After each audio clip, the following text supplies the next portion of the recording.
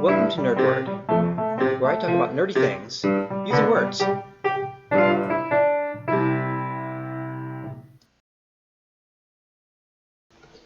Today we are going to talk about deductive reasoning and how it can help us with the question of God. So first, what is deductive reasoning? It's pretty straightforward at its core. You start with two or more premises and use those to form a conclusion. Let's look at an example. Fido is a dog. All dogs have a tail.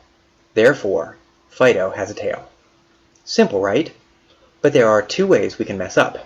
The first is if we have a false or invalid premise. Fido is a dog. All dogs love to swim. Fido loves to swim. Logic is okay in this one, but the premise is wrong. While many dogs love to swim, it is not a universal quality among man's best friend. If you don't believe me, throw your dachshund into the deep end of the pool. You won't be his best friend for long.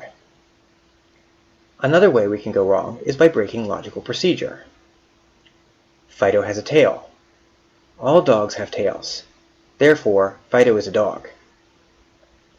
Lots of animals have tails. Fido could be a cat.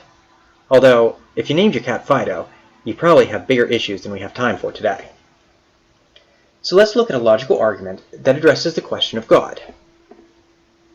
If God is omnipotent, omnibenevolent, and omniscient, there would not be evil. Evil does exist. Therefore, there is no God who is omnipotent, omnibenevolent, and omniscient. This is called the problem of evil, and I'm sure you've heard variations on this before. The logical procedure here is correct, but I suggest that the first premise is invalid. Omniscient means that God is unconstrained by ignorance. Omnipotent means that God is unconstrained by weakness. You might see a pattern forming here.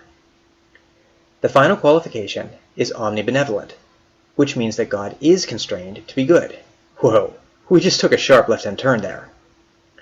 If God is omnipotent, meaning he can do anything, but is constrained to be good, meaning he can't do something that is not good, then we find that our premise conflicts with itself.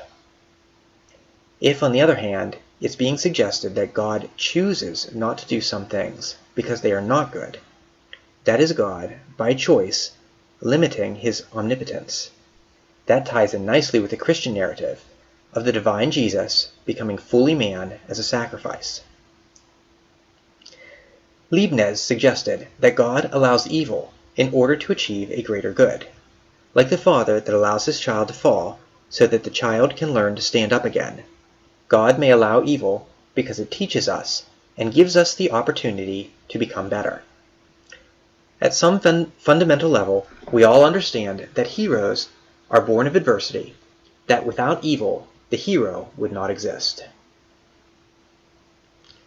Leibniz, of course, was the guy who discovered calculus, so we generally consider him a pretty smart fellow, regardless of that poodle on his head. It was the 17th century, so we have to let this guy slide a little on style. All of this is fine, and there are lots of arguments on both sides, but I think we've discovered something rather important. What is good? If we consider Leibniz's concept of greater good, we have something that is not black and white, but rather a scale. Let's try this on for size. Some things are morally preferable to others. Individual humans disagree on what is morally preferable. Therefore, there must be some authority on morality which supersedes that of the individual human. It's a small step to replace individual humans with society, culture, or government. To me, this seems to suggest supernatural authority. This suggests God. Proverbs 14:12 says, "There is a way that seems right to a man, but its end is the way to death." The logical arguments here are not perfect. I rely on the premise of absolute morality, which is itself a hotly debated topic. Maybe we'll take a look at that someday. But for now, logic leads me to believe that there is a God, an authority on morality. He is a sacrificing God who lays down his omnipotence in order to offer us choice, and he lays down his divinity, his life, to offer us redemption when we choose poorly. Thanks for tuning in.